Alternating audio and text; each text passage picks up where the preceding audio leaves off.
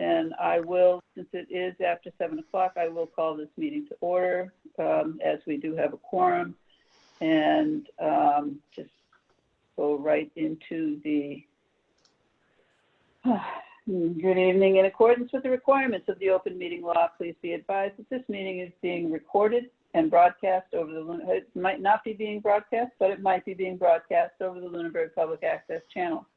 If not now, hopefully it will be broadcast later. This meeting of the Finance Committee is being conducted remotely. The town of Lunenburg, in response to the COVID-19, is currently following the guidance from the Lunenburg Board of Health, Massachusetts Department of Public Health, and the CDC regarding the virus and steps communities can take to prevent the spread. And all town facilities are currently, are you still closed to the public? Heather? By appointment only. We're open up by appointment only. Okay, thank you. I should probably change the script. In accordance with the governor's order suspending certain provisions of the open meeting law, all public meetings are being conducted remotely. The order, which you can find posted on the town website on the COVID-19 Information Center page, accessed through the town manager's webpage, allows public bodies to meet entirely remotely so long as reasonable public access is afforded so that the public can follow along with the deliberations of the meeting. Ensuring public access does not ensure public participation unless such participation is required by law. This meeting will have public comment available at the end of the meeting. For this meeting, you can access the Zoom room through the posted agenda on the town's website. Please note that this meeting is being recorded and that some attendees are participating by video conference. Accordingly, please be aware that other folks may be able to see you, and take care not to screen share your computer. Anything that you broadcast may be captured by the recording. As far as any votes that will be going on during the meeting, they will all be taken by roll call.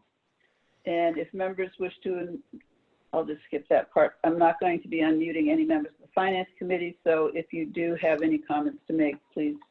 I know that I'm most guilty of speaking over everybody because I do tend to have a lag, I think. So I assume everything's quiet when I start talking, and it's not true.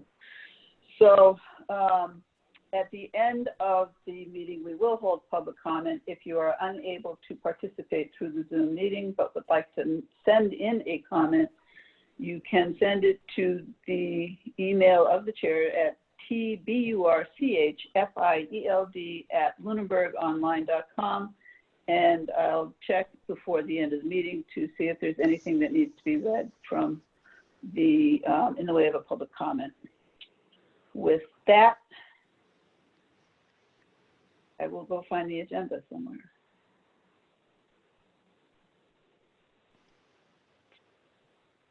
Keep pulling up the ATM book. All right. So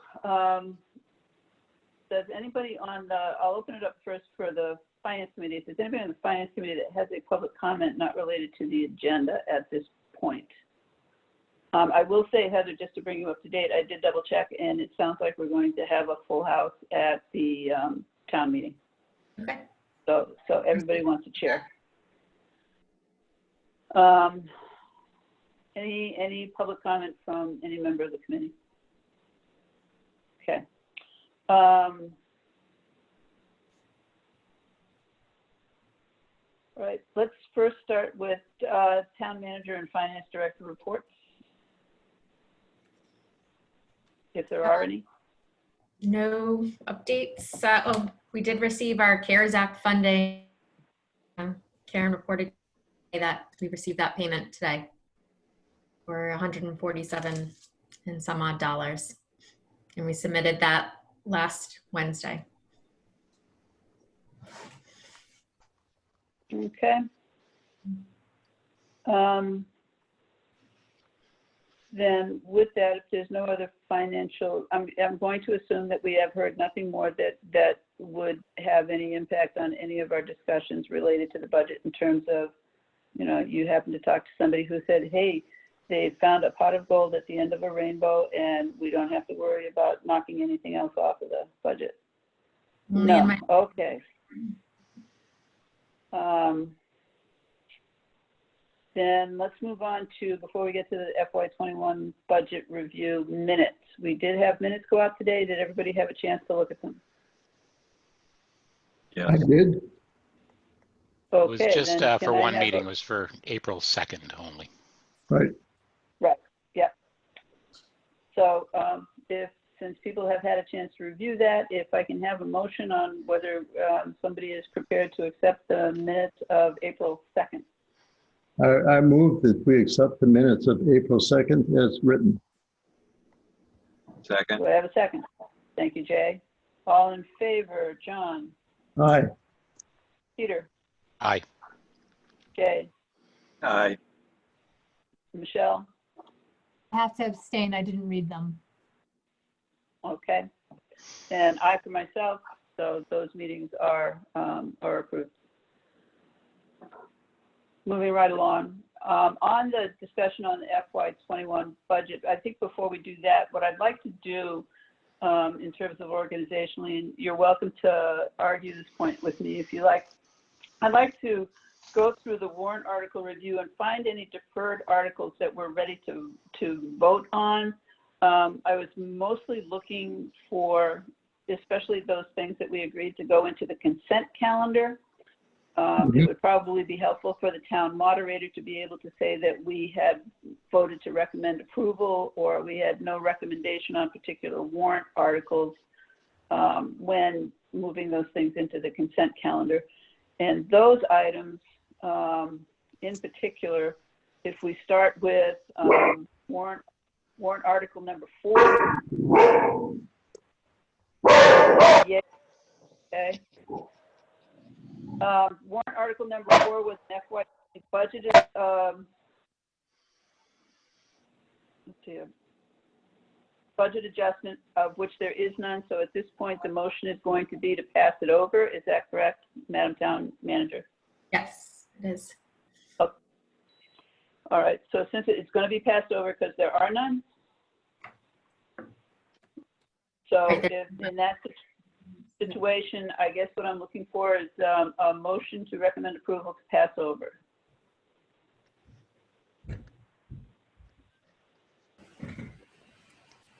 We should be excited to pass over. Is that something that we would normally do, Terry? I'm just asking out of pure ignorance because I haven't done this before with you guys. Well, at this point, we want to change it from deferred to something. So we can either make a motion to have no recommendation because there is nothing to do, or we can have a motion to recommend approval to pass over. Okay. So I'll take a motion either way. So if we want to have a motion for no recommendation because there is nothing to it, then that's, I'm just as happy to accept that. I move that we not make a recommendation on our Article 4. Do I have a second? Second. Oh, Okay, all in favor, Peter, Aye. John, aye. Jay, Aye. Michelle, Aye. and I for myself.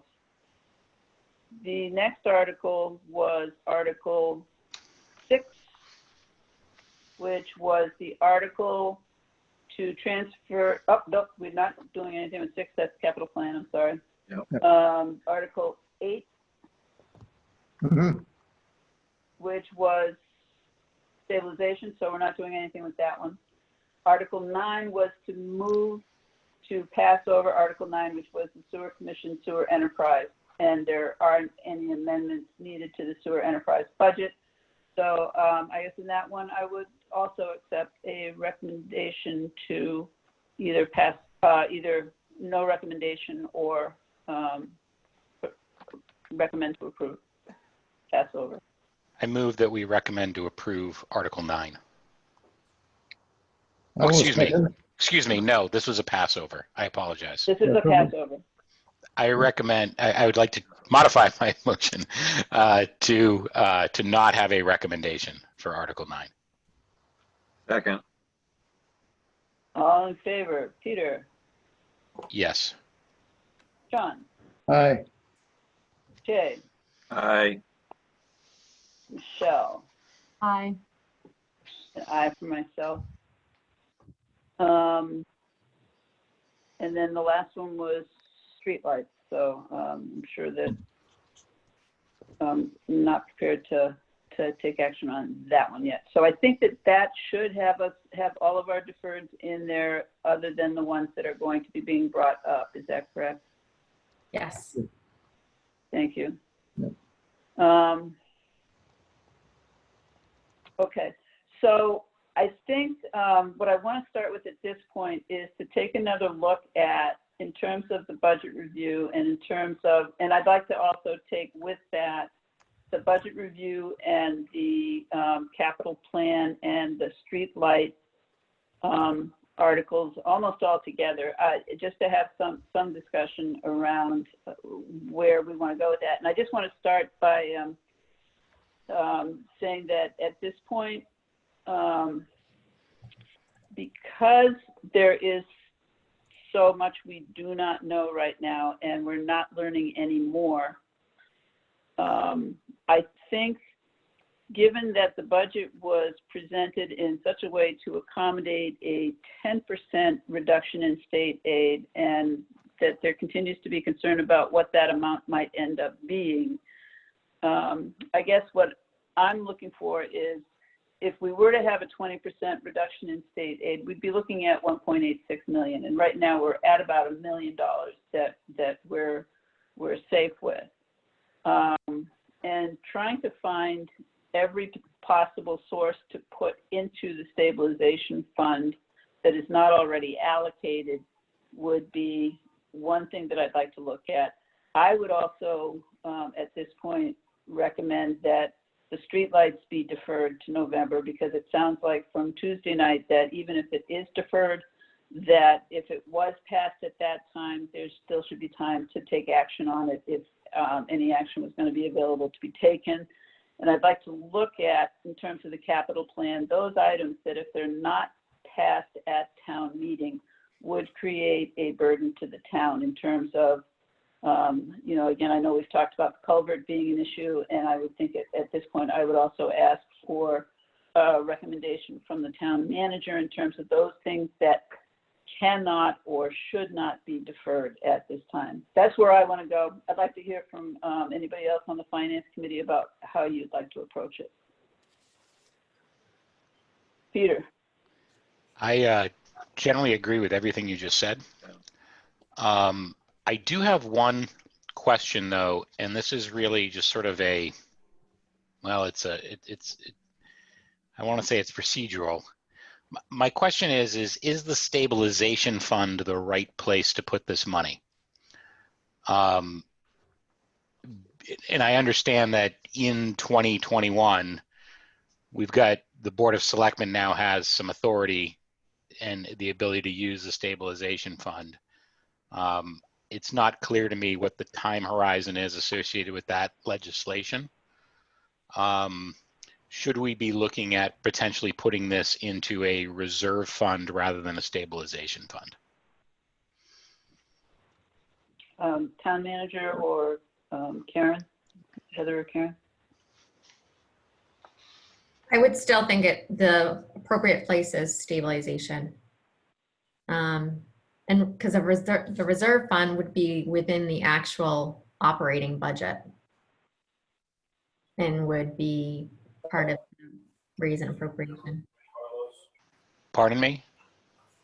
And that would be part of the total budget versus being able to be stabilization. Karen, what do you? I agree with you. What's the distinction between the operating budget and the stabilization fund if we're appropriating all of that money at the same time? It seems to me a distinction without a difference, but maybe I'm missing something.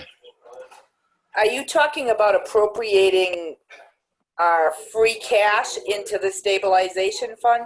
Well, that's what or not into the stabilization fund? Because Correct. if you appropriate it, I mean, you can do. I guess you can do it either way because it wouldn't affect your raise and appropriate because it would be an offset because you'd be using free cash. But what Heather's saying is it would be a part of the overall omnibus budget as opposed to being set aside into the stabilization fund. And I guess the only distinction between the two is, number one, if it's put into the reserve,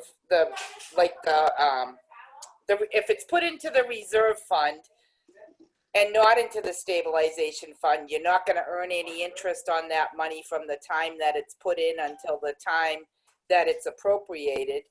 The other thing is, it would be easier to move the money around in the omnibus budget than it would be to pull the money out of the stabilization fund, because to pull money out of stabilization requires a 2/3 vote.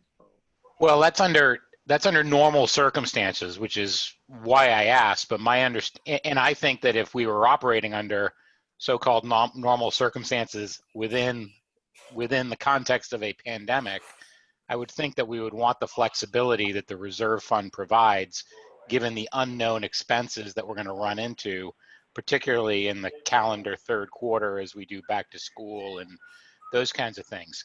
However, my understanding is that there's legislation that's been approved that grants the authority to the Board of Selectmen to tap the stabilization fund. But I'm not sure of the particulars or if there's a time horizon to that authority.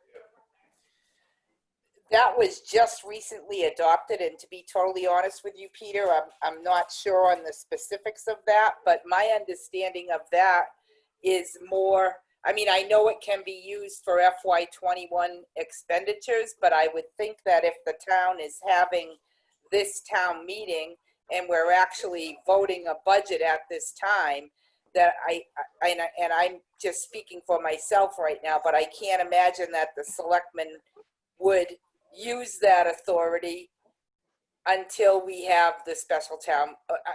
They would let town meeting vote that authority, I guess is what I'm saying, when the special town meeting happens in the fall. I don't know how you feel about that, Heather, but that would be my thought on it. I agree. I'm just trying to scan the actual bill, because the 1/12 budget, that still has to get approved by the director of local accounts, and I would assume the use of stabilization money by the board would have to go through the same process. But I'm trying to find that.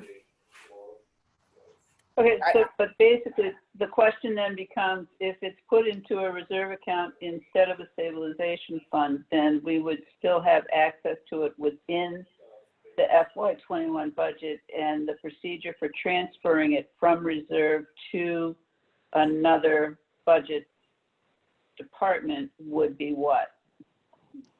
It'd be a vote of the finance committee. Right. Well, it That's would my be a vote. understanding. It would be a vote of the finance committee if it remained in the reserve fund. But in November, I mean, if nothing happened with it and we had the special town meeting in November, then we could do a budget adjustments and Yes. move whatever the surplus is in that line to other appropriations where it's needed. Yes, correct.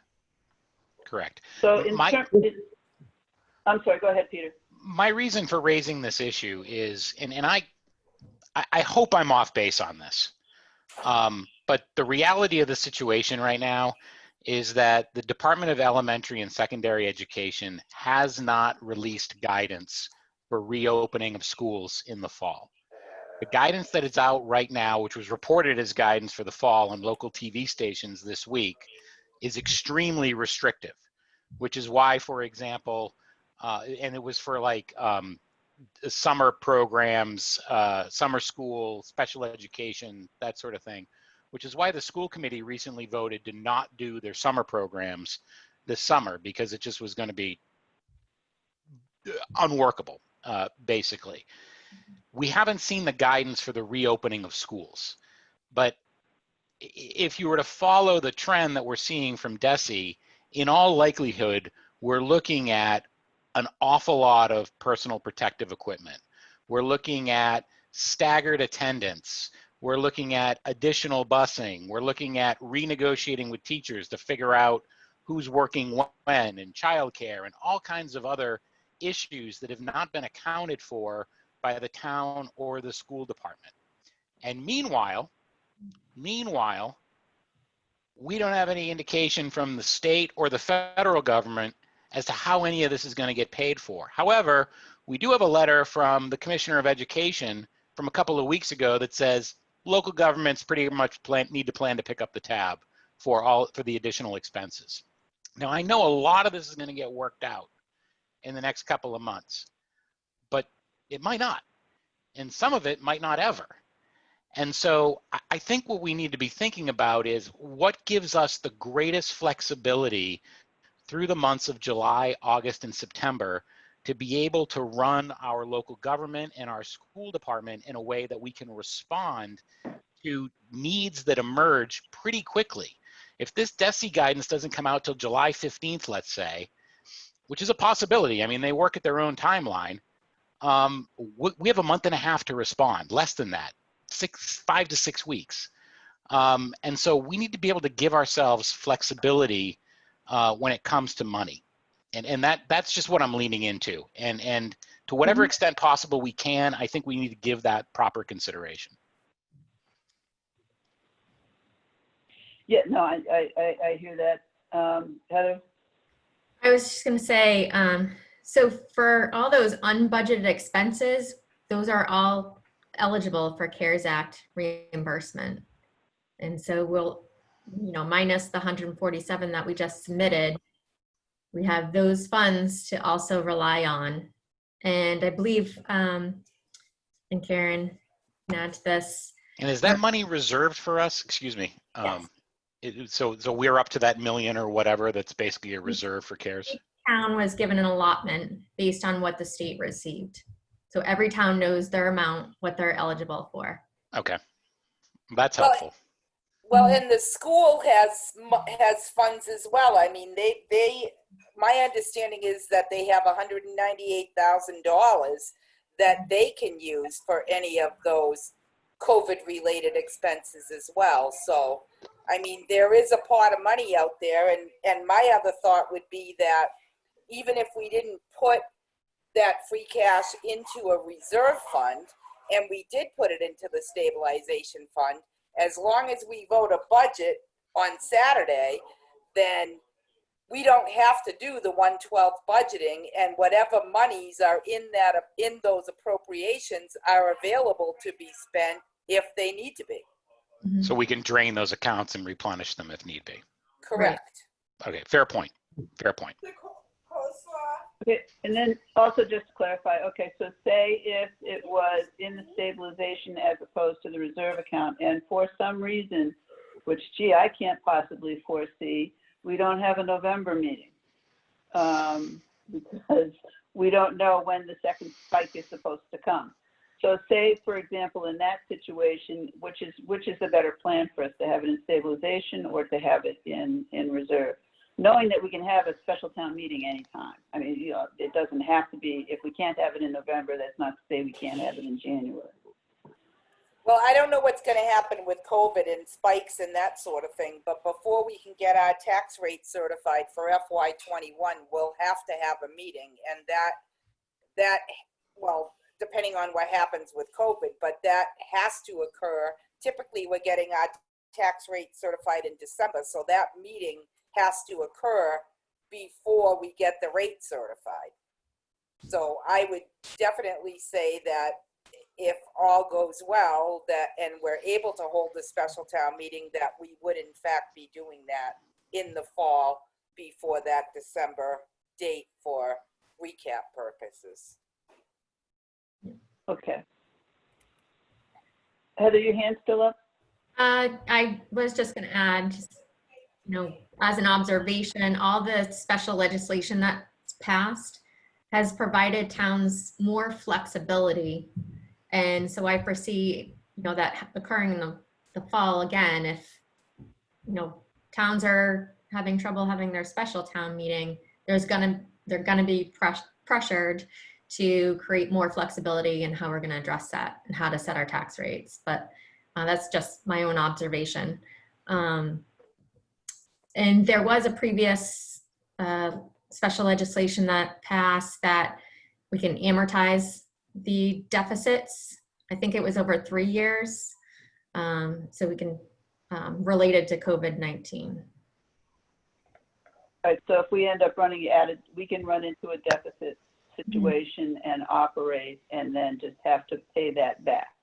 Right. That's Okay, just, anybody else have any feelings one way or another about any of the, between the budget, the warrant articles, the streetlights, the capital plan? John? No, it's, well, just to summarize, just to make sure my understanding is correct, the reserve fund may give us slightly more flexibility than the stabilization fund. And because everything is so, if that is the case, because everything is so unclear, I would opt for that. You know, You would opt for that? I'm sorry. yeah, well, I would, That would if be we have extra money, I would opt for putting that in the reserve fund to give us a little more flexibility going forward. Michelle, you have a feeling?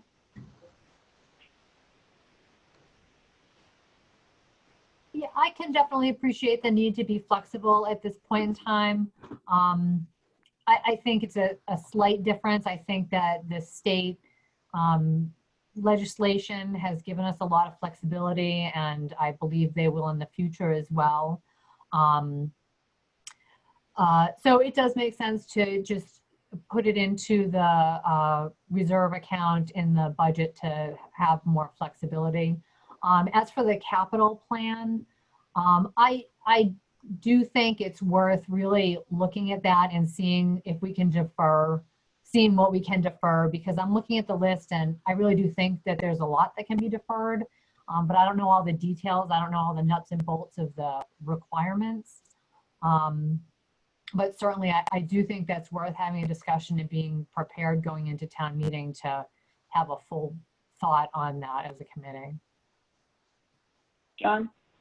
In general, I with respect to the capital plan, I agree with Michelle. There's nothing that, to me, with the possible exception of the Flat Hill Road culvert, which is could go anytime, that of anything that really is absolutely urgent.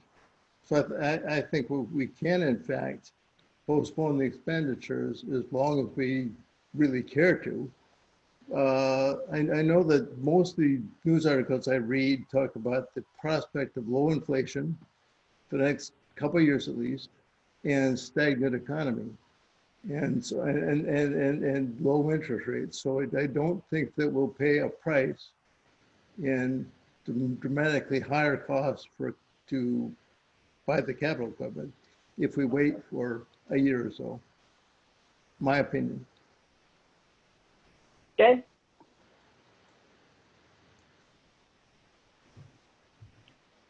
Jay, do you have a sense of? Karen, I just had a quick question for Karen about the reserve fund. I'm sorry, what, Heather? Through you, Chair. The reserve funds, is there a stipulation on the percentage of the budget that can be, Karen? 5%. Yeah, you're right. 5% of the The taxable 5% is portion right. of the omnibus budget, I believe. Yeah. 5%? What was that? Can you repeat that? The limit on the reserve fund, it's on the 4th page of the warrant, is it may not exceed 5% of the tax levy. So it's not even the budget, it's the tax levy. Tax levy, right? I don't know what that number is offhand. I could probably find it here, but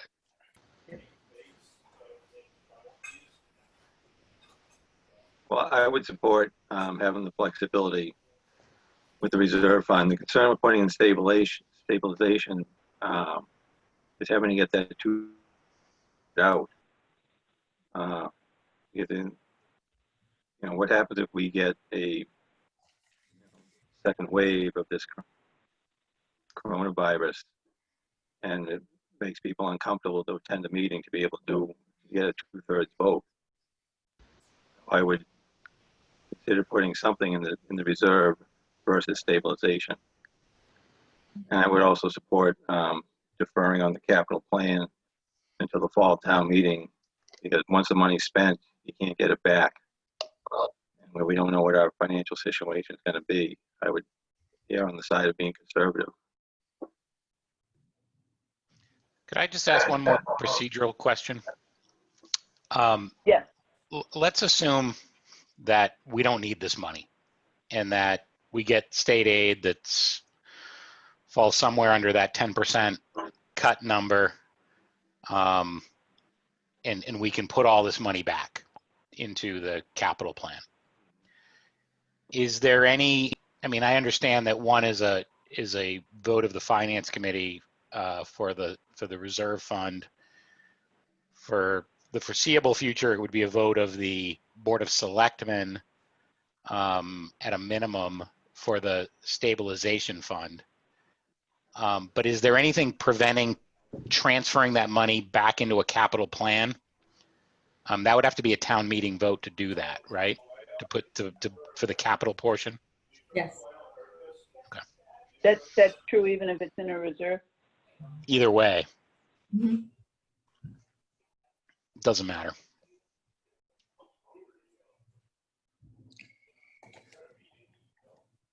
Well, I mean, I mean, that scenario, it's unlikely that that scenario comes to pass and we're not able to have a town meeting, right? Like that's, it's two very different paths. that's true. That's true. Well, I think the other thing that it maybe what we do just and I don't know if it makes a difference in terms of what the town will vote to do or not do, but if in terms of making a move to put any money that's currently targeted for the capital plan, if we were to take that and put it into stabilization, I think that it would be reasonable to put it into the the special purpose capital stabilization fund and move it from there in the fall, and maybe people would be more relaxed about moving that if that, you know, just so that it's targeted for, we know what it's targeted for, but or if it's possible that the Board of Selectmen would be able to vote stuff out of the stabilization fund, if we're not able to have a meeting and have town meeting vote that out, then you know, I can be just as happy with that level of flexibility as well. It's just strange times. It's just, I think my sense is I guess what I'm going to, at some point, some motion is going to have to be made on the town meeting floor to make any of these changes anyway. So I guess where I'm going in terms of trying to get a feel for the finance committee is what your pleasure is in terms of supporting deferring the streetlights, deferring several of the items that are currently in the capital plan, or is there anything else in the budget that you wanted to talk to at this point so that we're prepared on Saturday morning? So I support both of those, but I would also suggest that we look at appropriating all of the unappropriated free cash as well into either the stabilization or the reserve fund. Okay, and then basically just again to go back to, is there a danger in that of any sort? No, I'll address that to the town manager.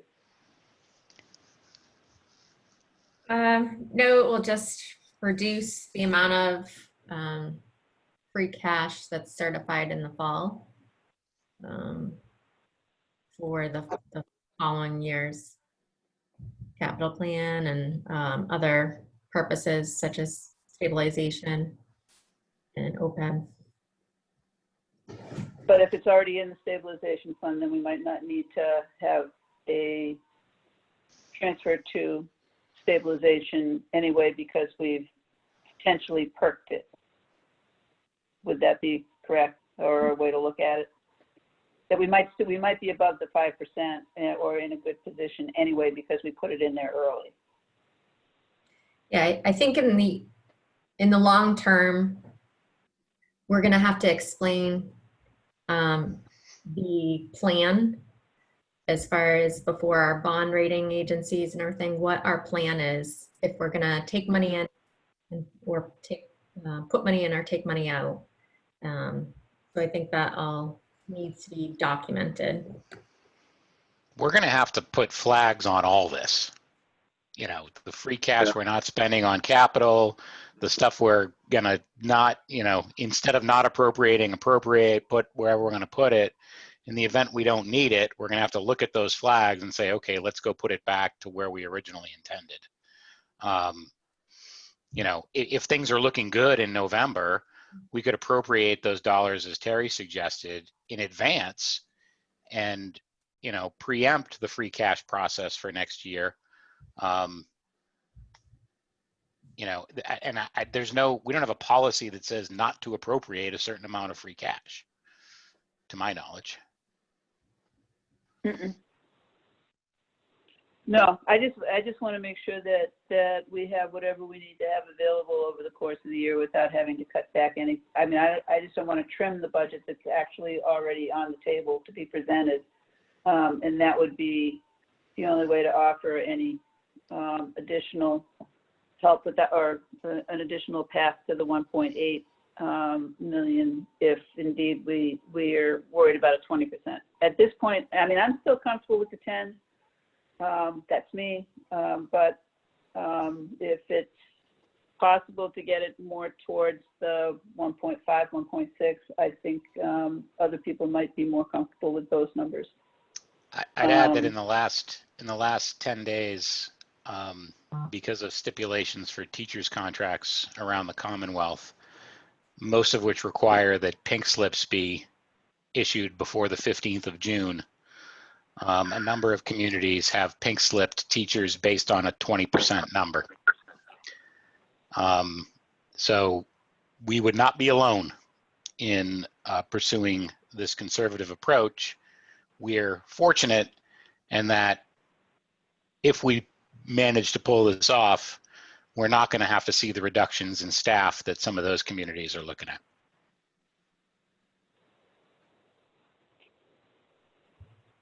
Okay, any other comments in general, and then we can take a look at what I guess I'd like to do is take a look at, well, let's go to Article 21.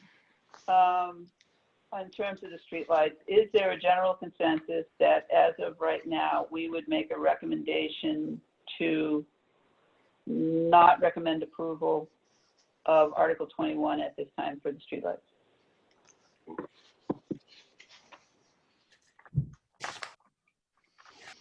Or to defer, or I guess just not approve at this time, and then to revisit again in the fall. For discussion purposes, I would make a motion that we recommend not approving Article 21. Second. Okay, Michelle? I just seconded Peter's motion. Oh, you just have your hand up just a second? Well, because I was going to say something before, so let me take it down. Oh, yes. Go ahead and say it now. Oh, second. No. Go ahead and say whatever it was that you were going to say before. Oh, no, I was going to say I don't think we should pass this now. I think we should defer it or not approve it and revisit it in the fall. Okay. Anybody I would else? say the same. I would say the same, defer to the fall town meeting.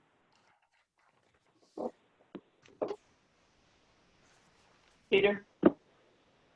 Yeah, I think procedurally our option here is to not recommend approval, and hopefully the petitioners will pass over. But that is with great regret. I generally support this enthusiastically, and I hope we have the money and we can do this in the fall. John?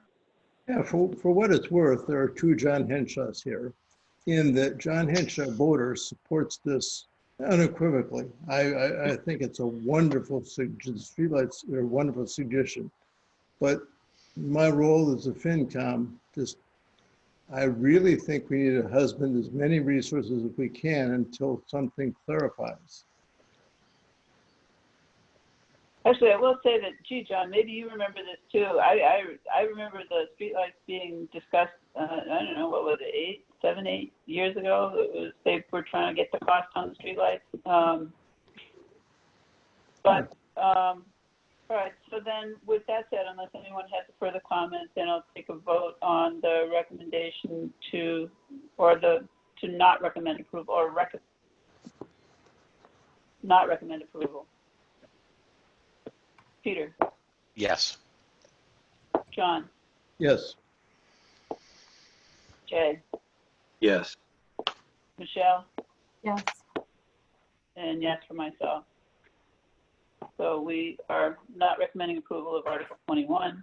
All right, so now if we go to the capital plan itself. Heather, I guess I would ask at this time if you would speak to what you believe you do not feel the town can pass or defer at this time. Projects that I think are critical are, number one, the culvert project. That's been identified by Mass DOT as a severe deficiency, and recommend repair as soon as possible. So I think that's critical to public safety. Secondly, and these are probably second, third, and fourth are probably all in the same category. Police cruiser, self-contained breathing apparatus, and a little below that, the ACO vehicle. The cruiser, and the Chief Marino's on the line, so he can answer more specifics. But that typically takes, once we get the appropriation, it takes almost a year before, by the time it's ordered, comes in, it's outfitted, the number of hours it takes to outfit it. So, and this is a replacement cruiser. So to delay this, I think is critical for the police department to maintain their safety and cruisers that they're constantly using. The self-contained breathing apparatus is the other half of the apparatus for the fire department, and another public safety issue. The ACO vehicle, in my opinion, just because it's been brought up a couple times in our report from Green Communities, that it could jeopardize our green community status. And if we're looking to purchase streetlights and apply for a competitive grant next year, I would hate to put us in a position where that's jeopardized. And the asbestos abatement project is the last one I think is critical. More so in the fact that it's right now, since the bids have come in, it would be a cost savings at this time. And we don't know what would happen in the future with that project.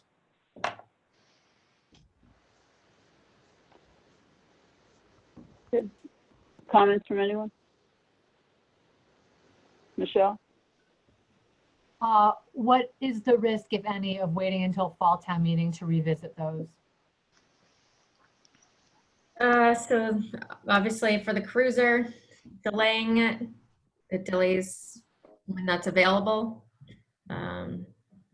The asbestos abatement, that bid would have to be rejected, and that would be delayed till next year, because that's a project that needs to be done over the summer. And we don't know the status of schools at this point, so obviously what next year is going to look like if schools are closed, and that could be done during the year, but I wouldn't hypothesize. Self-contained breathing apparatus, the fire chief has just expressed, since we have half, it's to have the same type and the same purchase within the same time frame is better for universal repairs, and have this being trained on the same type of equipment. And ACO vehicle, just like I said, would be delaying that to the fall. If we were going to do it in the fall, I don't see that as a problem. If we were going to, it'd just be making sure that's done before we apply next year for green communities.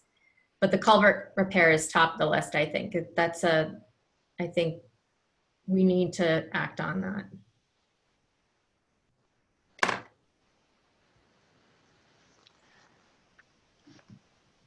Questions, comments? You want to wait and see how the discussion goes on Saturday, or, I mean, because we don't have to take any action tonight. I think I'm just trying to get a sense of if there's questions that could be answered to help inform what direction we might go with this. Yeah, I'd be interested in hearing from Chief Marino about the two vehicles. With respect to the breathing apparatus, you know, I understand having limited experience with such things, both in the civilian world and in my military experience, which is now 20 plus years ago. It stinks to have to train on different equipment that does the same thing. That is absolutely the case. And it requires additional training time and resources that could be used on other things. That being said, the equipment that we have is serviceable and will be for the time being. And so we would be replacing serviceable equipment, albeit old equipment. So, you know, that is $115,000. And, you know, the point that I tried to make earlier about laying off personnel, that's potentially a couple of people in FY21 if our backs are really against the wall. And in my mind, training on two sets of equipment versus laying off a couple of people, I'll take the people. And you know, we all want the same thing, which is for none of these scenarios to come to pass. At which point in November, we buy the equipment. Chief Marino, are you available to come on?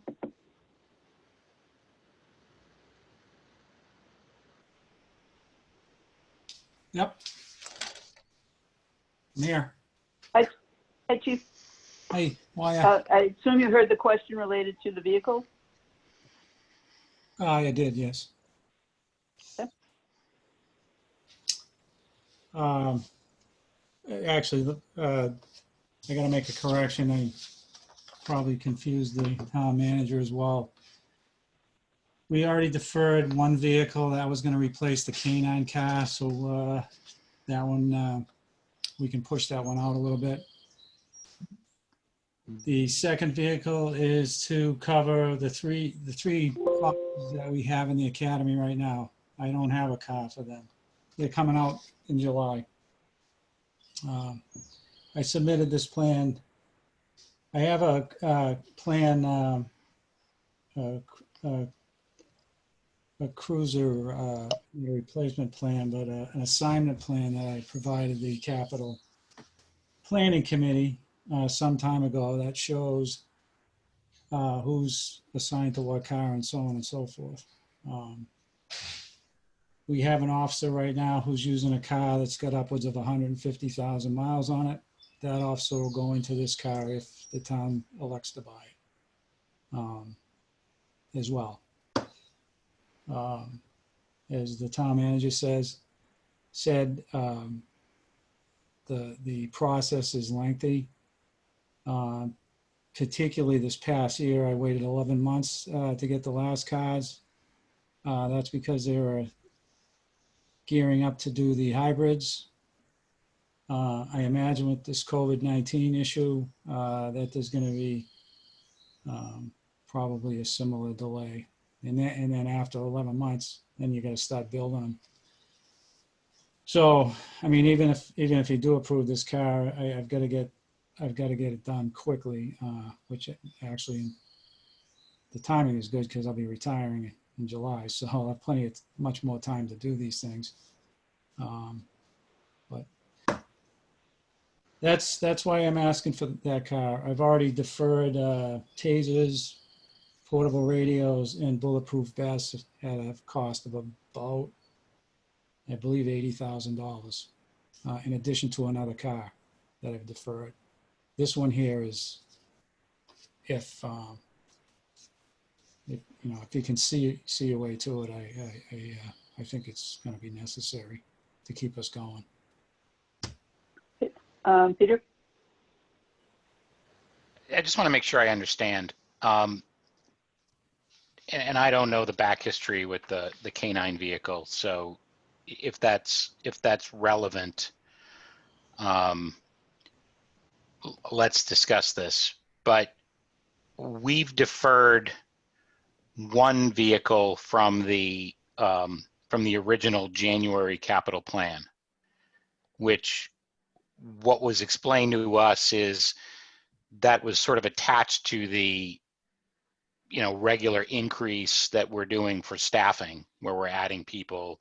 This year we've deferred hiring an officer, and that vehicle was sort of attached to that expansion of the force to get up to 3 or however many cars you need to have on the road simultaneously. The car that we've retained on here is, my understanding, is a replacement vehicle. No, that's not true. Okay, well, please. That's what I was trying to explain. I think I confused the town manager. It's not the K9 would be a replacement vehicle. This vehicle is an additional vehicle to cover these previous hires that are in training. There's 3 of them in the police academy right now. I'm going to need the car to cover those 2. And there's an officer presently working who's using, like I said, she's the only one that's using a car that's got over 140, maybe 150. I haven't looked at it recently. 1,000 miles on it. So that one's on its way out. So I need the car to cover those officers. No. The other one, the K9 car, can wait. That's a replacement. So I'm sorry if I confused that issue, but I thought. And it was, what about the ACO vehicle, Chief? well, that's the ACO. We gave the ACO we gave the ACO a 2007 Ford Expedition. Belonged to the fire chief. It had a radio in it. One of the things which we wanted to accomplish is getting her, a car with a radio. So that became available. So we gave it to her. It was in pretty deplorable shape. Actually, the running boards had fallen off it, and apparently it's really bad on gas. And she got to the point where actually the other day she came, dropped it off, and left the keys in and said, "I can't drive it anymore. I'm going to drive my old Crown Vic that I still have that she owns." So the idea was to provide her with a vehicle that complies with the Greens Community program. It's gonna, I think if we do this and, do the street lights and so on and so forth, apparently they're also working on a grant to buy a police car because we're going to hybrids. So that we could have a police car bought through grant money and through that Greens Community program in the very near future. That could be sometime next year, I believe. But Dave Blatt could answer that question. So Are we contractually obligated to provide Mrs. Como with a car? no, we're not. No, not at all. No, but So the benefit of providing her a car is communication? I wanted her to have a car because she needs to be in communication with dispatch whenever she goes out on a call. She never did that. She's 70 odd years old. It's an unsafe situation for her to be out there without any form of instant communication. That was one of the reasons why. the second reason why was because what we provided her wasn't really anything worth driving. It's in disrepair, and it uses a ton of gas and so on. And that is a town-owned vehicle, the current. That's that- right. That's a town-owned vehicle. Okay. And, the thought, what we've been trying to do since the previous town manager is get the animal control officer program up and, into the, to make it more current. I mean, this goes back, she started back in the 70s, and there's a lot of out-of-pocket expenses that a lot of people aren't aware of on her behalf, has been since then. This town's got to start getting used to paying for an animal control officer. That's a fairly important program in most cities and towns, and we're just trying to modernize it. I mean, we try to get a building, and at some point we're going to have to, because she houses all the dogs, she pays for some of the medicines and the disposal of dogs that are deceased, and so on and so forth. There's a lot of out-of-pocket expenses, and we got to start thinking. We got to look into the future here and start thinking about owning this program, because we don't right now. So part of what we try to do is get her a vehicle. She needed one, and we couldn't provide her with anything good. So now we're in this situation. It's the best way I can explain it. Okay. Any other questions about that particular item? And again, we don't have to take any action tonight, I think, unless somebody wants to take action tonight. But I think I just wanted to get a feel for any questions that we might want answered before we're asked to make a recommendation on the floor. But if somebody does have a recommendation that they want to make regarding the, we can't change the article at this particular point. So it's going to be really just thinking in terms of what we feel as a committee we're prepared to support when it does come up on the floor. And we'll discuss it some, but again, I just wanted to address it in terms of what questions people might have regarding it, knowing that part of what we're trying to do is just put as much money or as much flexibility as we can in the hands of the town administration to address any financial shortfall we might face. And again, I also recognize that we do have $3 million in the stabilization fund that we don't want to spend. We do have the additional free cash that hasn't been appropriated to stabilization yet. And actually, it would probably be good to have that number available in case it does come up on Saturday. And Michelle, I see your hand up. Just a quick question about the Turkey Hill asbestos abatement. Is there, if we don't do that, it's a $17,000 savings the way it is right now with the bids. But if we don't do it, will it mean that the building can't be used, or someone will be in an unsafe situation or anything like that? Or is it just not going to be done? No, it would just not be done. I mean, basically it's at this point, there's no ongoing construction that I'm aware of going on in there that would create an issue. Is there, Heather? No, I think that it's obviously, removal of asbestos, it's a health, but it doesn't mean the building can't be used. Okay. Right, it's not exposed at this time, but whether they were going to do renovations or they were going to tear the building down at some point, the asbestos has to come out. Yeah. So either way, we're going to have to pay for it, because that's not something that the school building association pays for if we were going to tear it down and build new or renovate. So. Okay.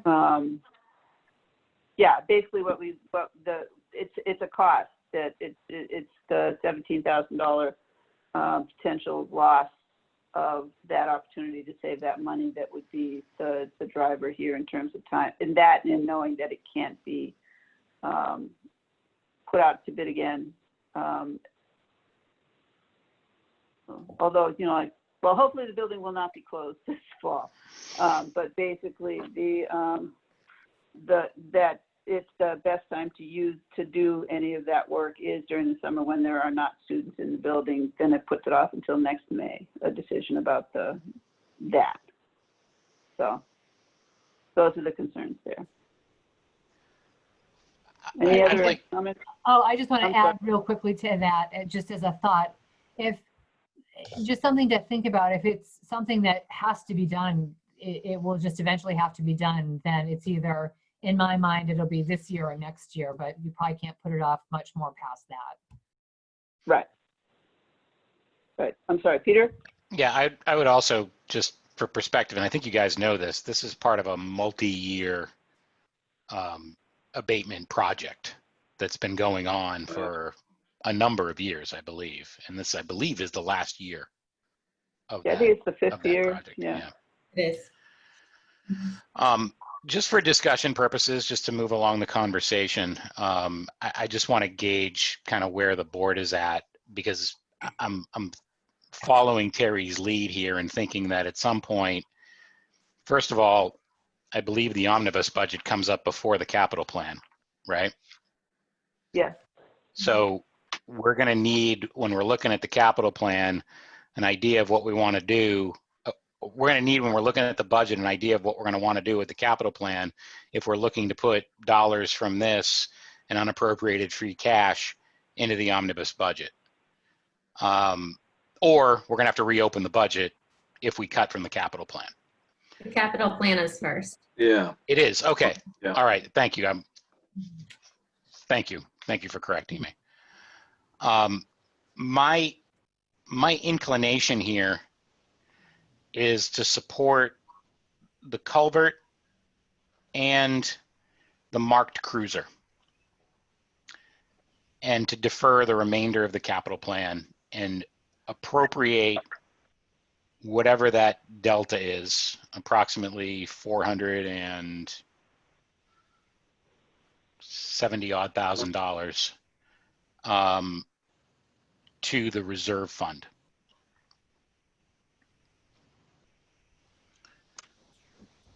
And it'd be broken out like that? If somebody makes a motion to that effect on the floor, then yes. Yeah, the motion would be to strike all but the Flat Hill culvert design. Basically, strike all but the second and fourth line from the capital plan. And then basically with an eye to, we're deferring until November. Right. But I raise that for discussion purposes, just to see where you guys are at, because ultimately, I think that whatever we do, we probably want to be as in agreement as possible. Okay, Michelle, go ahead. Peter, I agree with what you're saying. Those are the two items that I would support at this time, and I do think the rest can wait until the fall.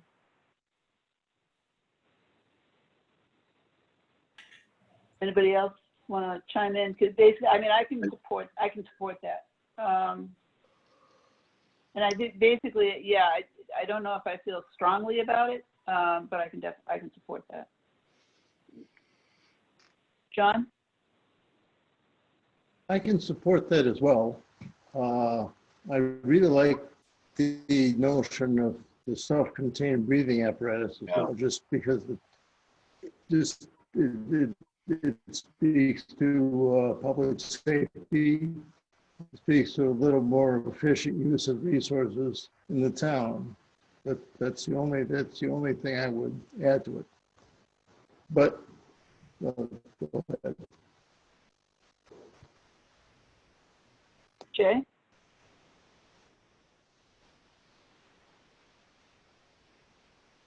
Actually, I would support the police vehicle and the SCBA, and before I support the culvert. As far as I'm concerned, with the culvert, they can close the road and make a detour.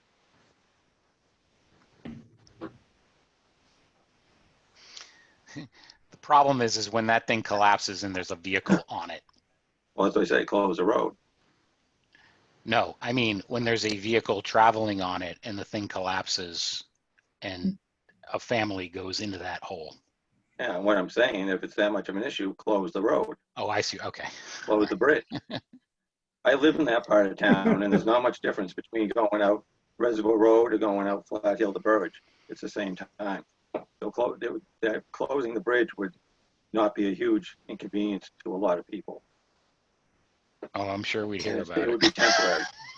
And we dealt with bridge closures before, when they did the railroad tracks at Catacunima. That was a huge detour. That's an interesting notion. Okay, I think I feel comfortable that I have a sense. Oh, of but where I'd rather people see are. the police vehicle Except and for the Dave. SCBA was Dave, more. Dave. I'm sorry, Jay. I said the police vehicle and then the SCBA would be more, I consider, a life safety issue than the bridge, than the culvert. Okay. Okay, well, we'll take a gander at what Saturday morning brings.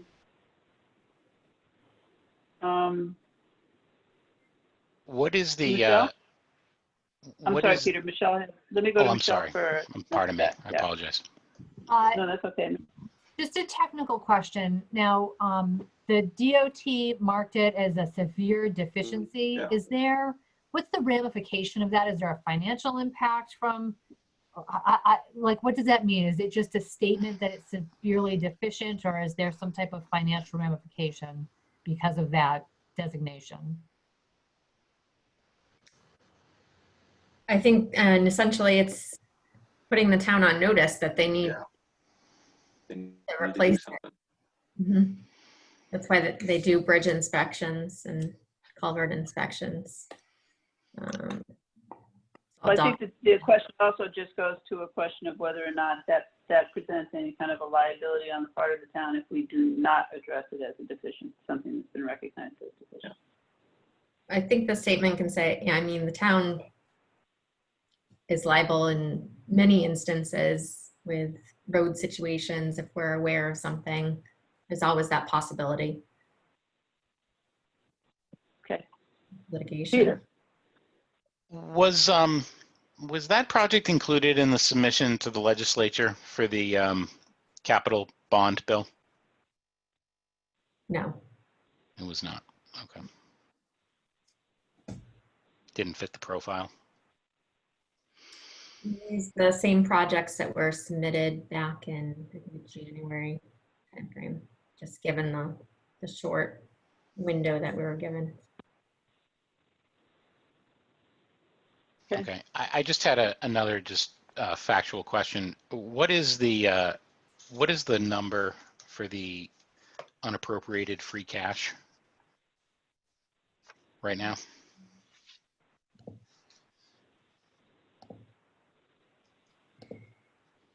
Yeah, so eliminating capital, like what number would you be using for it? So All if you assumed that we were to fully fund this capital plan, Mhm.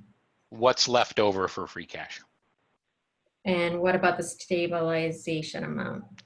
Everything that's in the budget. Everything in the budget? Yep. $249,337. Okay.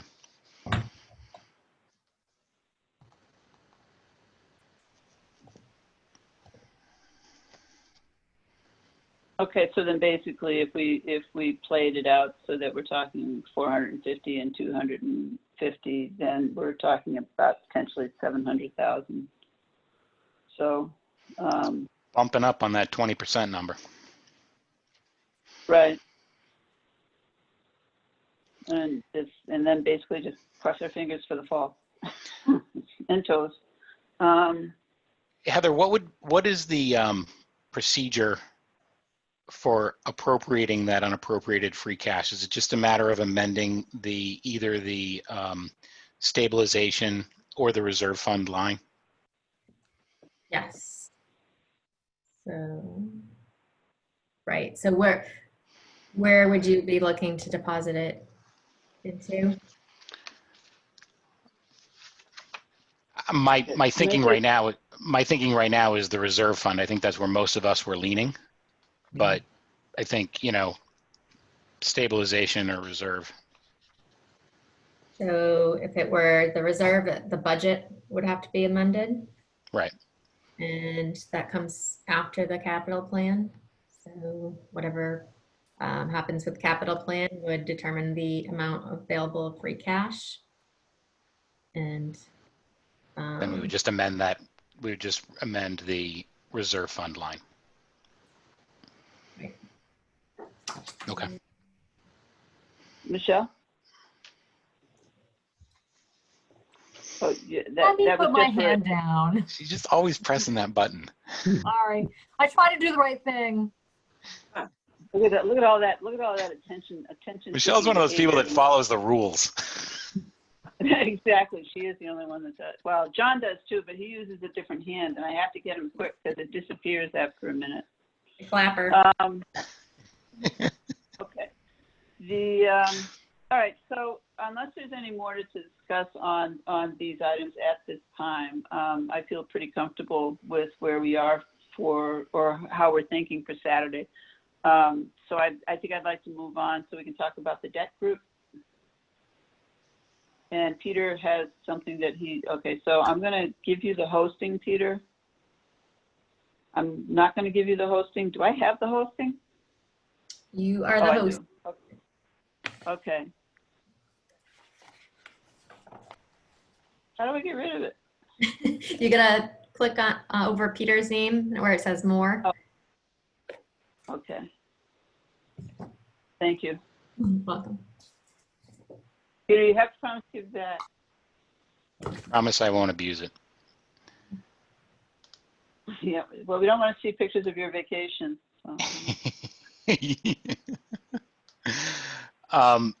So what I did here, and this was just an action item that I took from our last meeting, was just put together kind of a one-page summary of our discussion around what the anticipated outcome would be if we were to form a debt subcommittee. And by an outcome, in my mind, I'm thinking like a report to the Board of Selectmen and town meeting or something like that. But the idea would be something to kind of put a stake in the ground and say, this is our current debt situation. This is what anticipated borrowing projects might cost us over the course of the next 5 to 7 years. And I'm totally arbitrary number.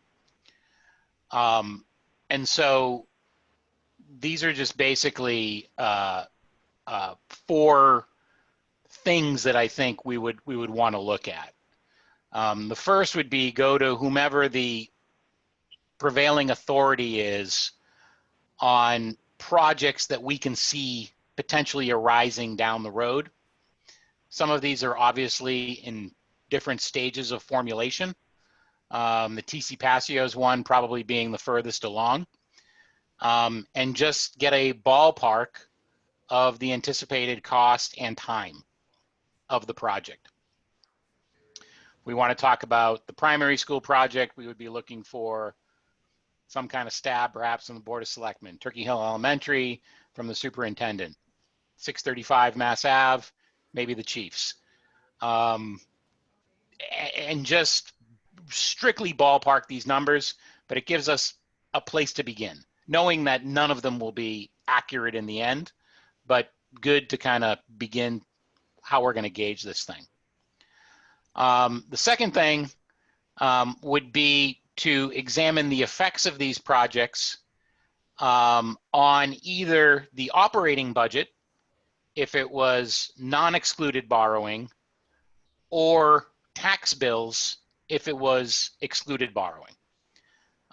And some of them we might want to look at both scenarios, right? So for example, if we're looking at $500,000 to knock down the primary school and level that space, that might be non-excluded, might be excluded. I don't know.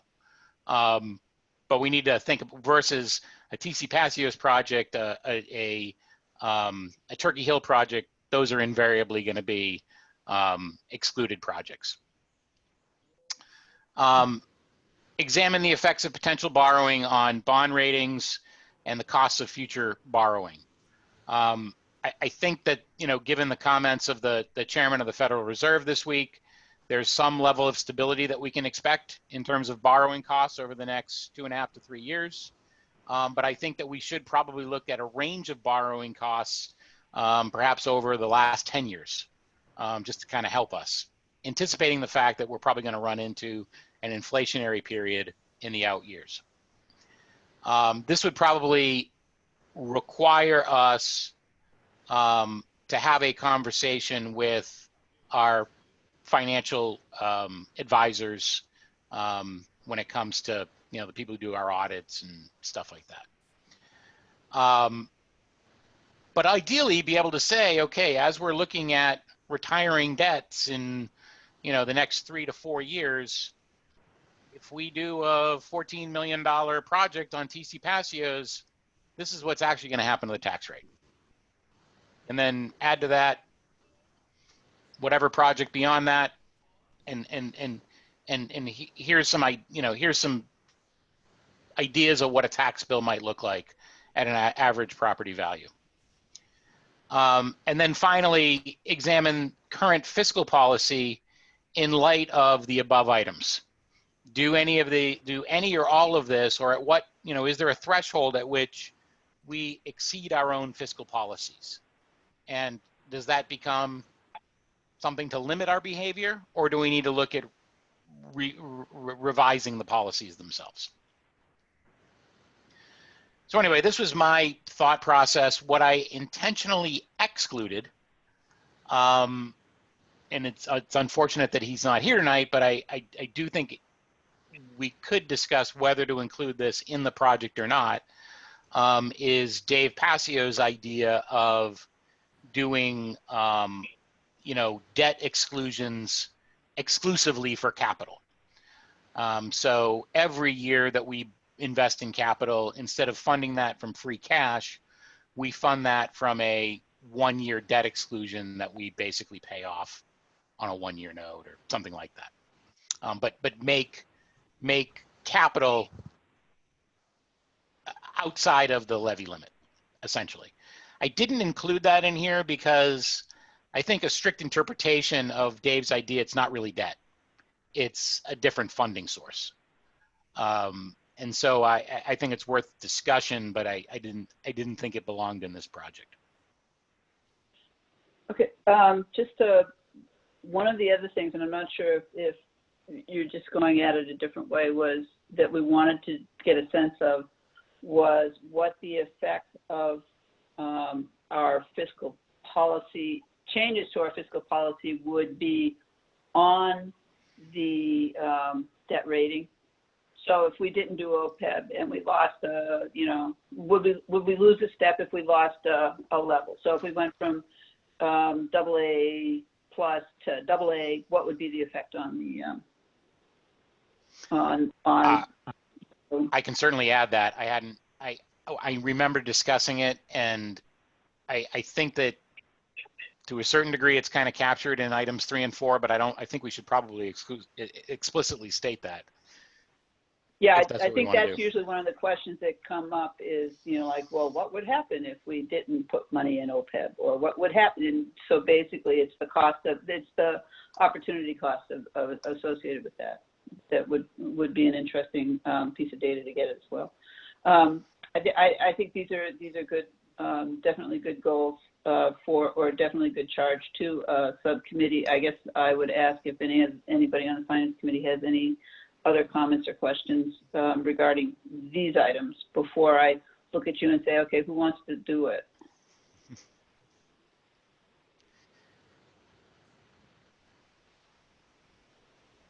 And yeah, I don't know if I can see any hands or anything, so. Oh, you know what? And I've lost my controls here, so I'm not looking either. I don't see any hands. Okay. All right, so then basically, if this being the charge then, because I think that this does capture everything that we had talked about, then in order for the subcommittee to meet without having to be a public meeting, there could be no more than 3 members of the subcommittee. So I guess what I'm looking for is who might be interested in participating in this.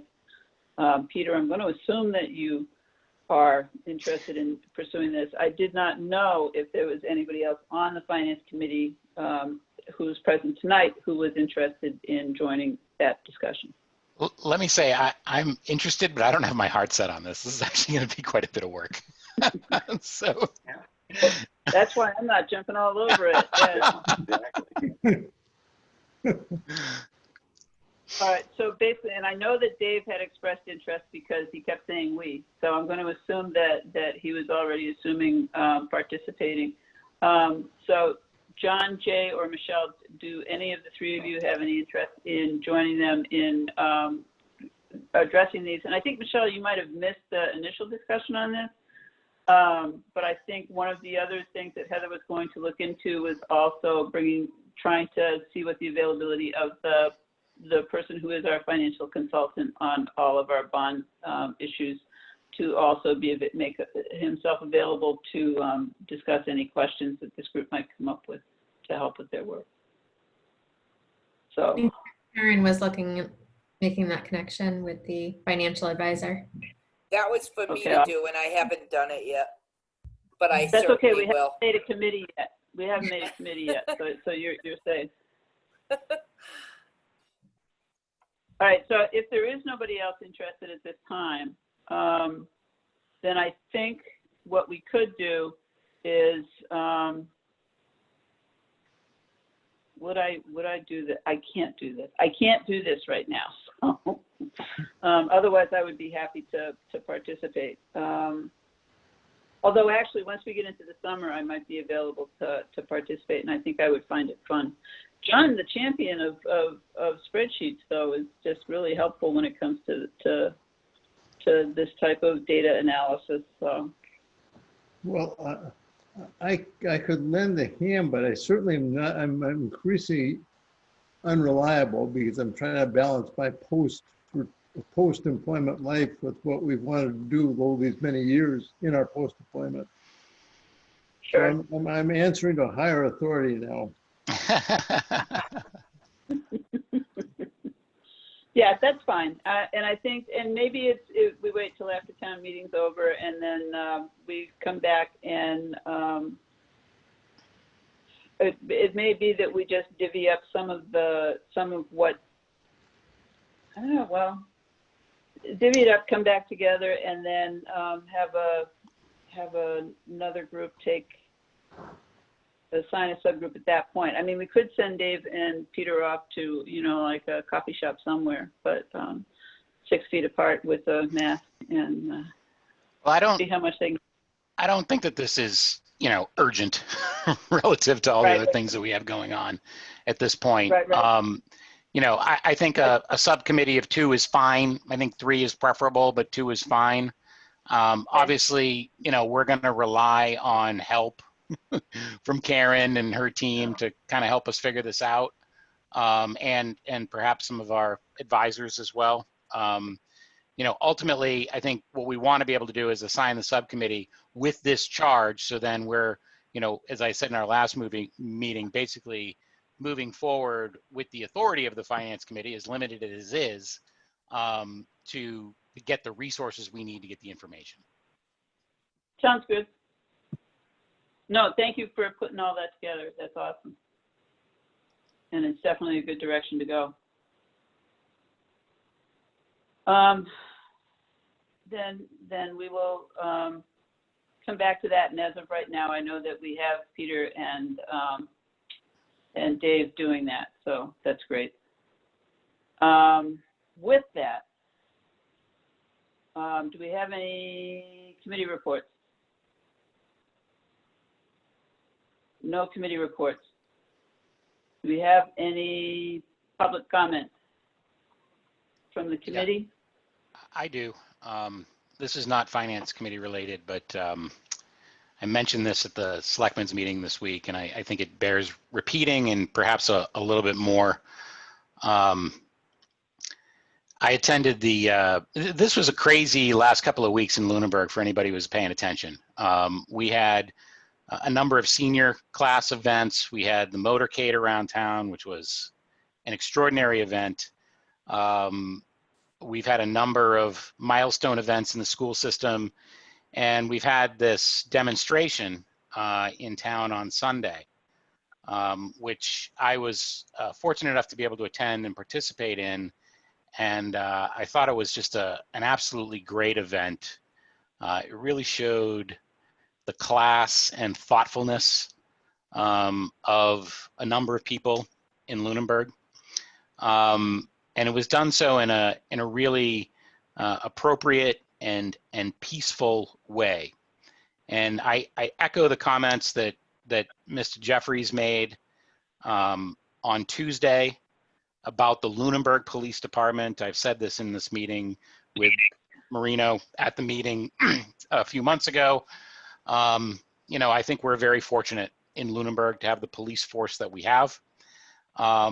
Interestingly, during that hour and a half period, I don't recall seeing a uniformed police officer or police car travel through the center of town during that period of time. I don't know if that was intentional or not, but I always felt safe. I always knew that they were close by. And so across the board, I think that Lunenburg handled itself exceptionally well. And it made me proud to be a part of the town and a limited servant of the town. Nice, thank you. Anyone else? Public comments from the public. Okay, I don't know if this is Phyllis or Carl up. Let's see, do I have to unmute you or? Which one do we get today? Carl, you should be able to unmute yourself.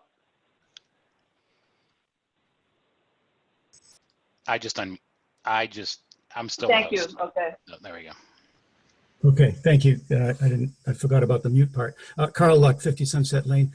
I have several comments, but I'd like to first comment on your last item, which was the debt service, the debt subcommittee. That's a great idea. I think the charter is perfect. I'm happy to see you doing that. I think the example that was thrown out of even looking at things like the, OPEP and really trying to put into numbers, the payback on what we put in there and making sure that makes sense. So that's great. I would, two things though, I would suggest you consider opening up the membership to perhaps a member from the community. Just a thought. The other one, just to keep everybody out of trouble, I suggest before you have your first meeting, once that committee of 2 or more is established, that you check with town council on open meeting law. It's my understanding that even if there's 2 committee members, that's a subcommittee, and it has to comply, and that even if there's 1 member and 2 non-members, that would be a subcommittee. Now, that's my understanding based on unpleasant open meeting law involvement. But if you check with council before, just to keep out of trouble. So that was on that. But the discussion, I was very heartened by the discussion. I'm very happy to hear you trying to find ways to preserve the cash, because I think the schools are gonna have trouble, and we really, that's really our future. The street light. I hope the street light people and Mr. Blatt even alluded to, if there was a sense that it might not pass, he'd rather wait, get the job done better, and have it pass when he took it to town meeting. So I hope that they heard this meeting and that they do request to pass over and take it to November. Besides the obvious financial benefits of making sure that we have cash available, and that's equivalent to a teacher or more. I think we need time, because not all the questions, I don't think the financial, I think Mr. Blatt and his team have done an awful lot of work getting us here and have a lot of numbers. I'm afraid that the numbers, the devil's always in the detail, and the information that came out today from the regarding the source of funding. And it's not the whole story, I'm sure, but the story I read, and if you read the 2017 report on the green community funding, and they have a very nice little, very positive write-up on the street light program in that 2017 report.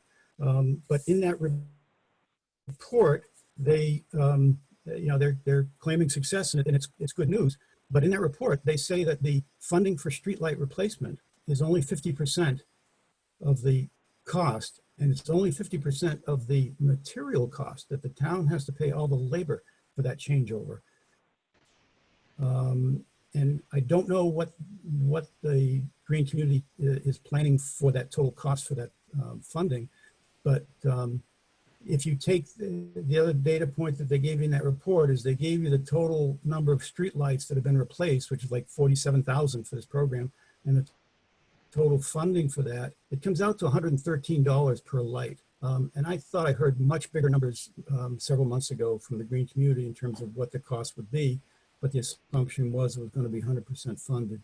Now, maybe there's other funding sources that augment that, I don't know, but based on strictly the regional greenhouse gas initiative for the lights, they're saying only 50% of material and no labor. So I think there's, again, I'm sure that's not the whole story, but that's my point. I think we need time to really get the whole story and understand the cash flow of that, of not only the investment, but also the payback. So I hope people listen. I hope your recommendation is heard by town meeting, because I'm afraid that we don't know enough about that. It's a great program, and I want to see it succeed. I think we need to get converted over to LEDs. There's no question. But how we get there, whether it's through Unitil, I don't know how much. I know it's difficult dealing with the utility and the state, and as the two people that Mr. Blatt's been wrestling with. So maybe more effort has to be put into some negotiation, maybe getting the state to help us make Unitil be more transparent in that process. So there's work to be done, and I hope town meeting gives us that time, and rather than starting down a path that we don't really truly fully understand yet the consequences of. So I appreciate what you did tonight very much. I hope the town listens come meeting tomorrow. And I apologize for taking so long, but you won't have to listen to me on Saturday. Have a good night and stay safe. Thank you, Carl. Thank you. I really appreciate your comments. Chief Marino, you had your hand up. It's now down. Did you want to make a comment or no? Evidently not. Okay. Oh, did he come on? Oh. No, I was just giving Pete a thumbs up. Oh, okay. Thank you, well, Chief. I will make a comment though, if you want. Please. No, what I was gonna say is, if the teachers aren't going back to work in the fall, we're gonna have to buy cruisers because the parents will probably end up buying them. You ain't kidding. I'm your first customer. Yeah. Thanks a lot. Have a nice night. Good night. Good night. Thank you. Okay, then with that, our next meeting obviously is going to be Saturday morning. I think they're trying to encourage people to go ahead and sign in at 8 o'clock and then wander off, because it's going to be long lines it's going to take longer to get through the process of signing in. So they were recommending that, go sign in, go sit in your car, have a cup of coffee, whatever, and then go back in once you have your card. All of the voting will be by card. There will be no voice votes. So anyway, I look forward to seeing you on Saturday morning. And with that, I would be happy to take a motion. I'm sorry, Peter. Just a question. Are we planning to meet? What's our next meeting after town meeting? Oh, I don't know. Okay. Basically, it should be 2 weeks from tonight, so the 25th. Okay. Which basically I'm going to go ahead and schedule a meeting, and if you all tell me that, gee, that's too close to the 4th of July and, you'd rather party hardy, then we can postpone. But or we can, discuss it, but as of right now, I'm anticipating that I'll schedule a meeting on this one. Okay. So anyway, with that, do I have a motion to adjourn? Motion to adjourn. Second. All in favor, Peter, Aye. John, Aye. Jay, Aye. Michelle, Aye. and I for myself. See you on Saturday morning. Have a good night. Have a good Good night, night. everyone.